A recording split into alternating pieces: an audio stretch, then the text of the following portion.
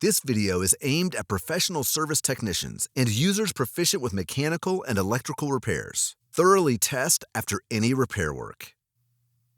Hi, in this video, we will demonstrate how to fix a loose contact on the charging connector if it's somehow detached and no longer latches onto the metal spring underneath the contact.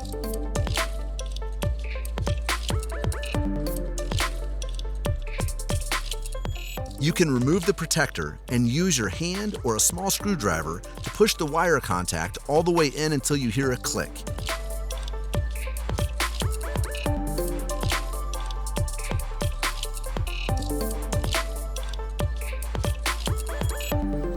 And then place the protector back onto the connector.